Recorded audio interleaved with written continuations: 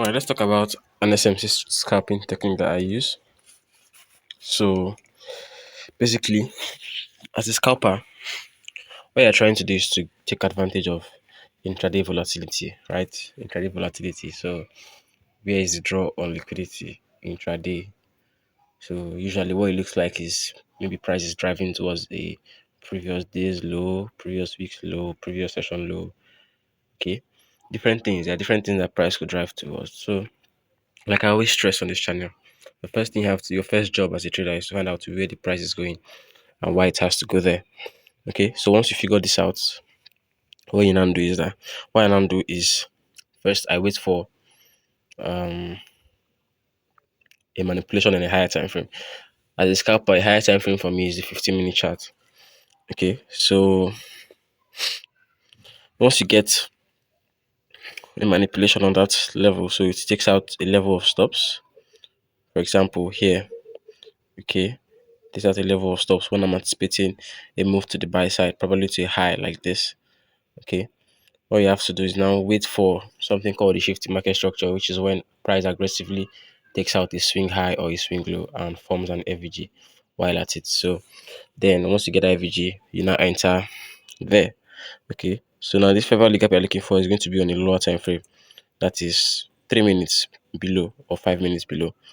Okay, that's where you get it. That's where you get the fair value gap from. All right. So looking at this example right here, we have that price moved below these lows, right? So I went below here, went below here. Why is this not showing? Okay, so I went below this low here. Okay, so the next thing we're going to do, sorry about this, I have some network inconsistencies. All I have to do is go to a lower time frame and check if we have a shifting market structure there.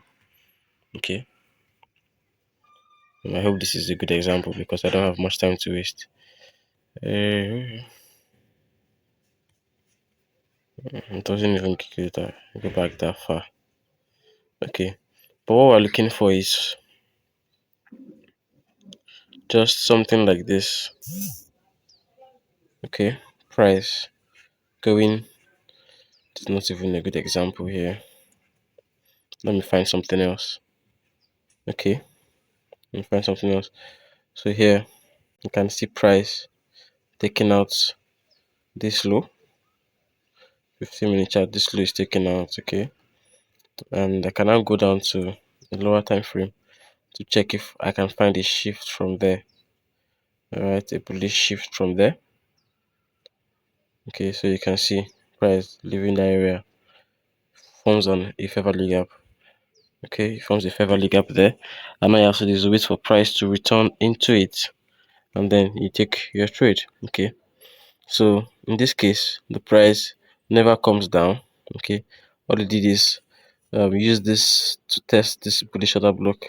There's a tiny candle in here. Let me go closer so that you can see clearly. Okay, so all it does here is this candle here drives down into this bullish order block, and this one capitalized on this candle as well, and we just went higher. This one still came down into the order block. Okay, and also there's actually a tiny fair value gap in here. Well, maybe it's not going to be okay. Let me try on that time frame. Actually, let me try a 5-minute chart and see if what I'm trying to demonstrate to be clearer here. Okay, let me see if I'm right.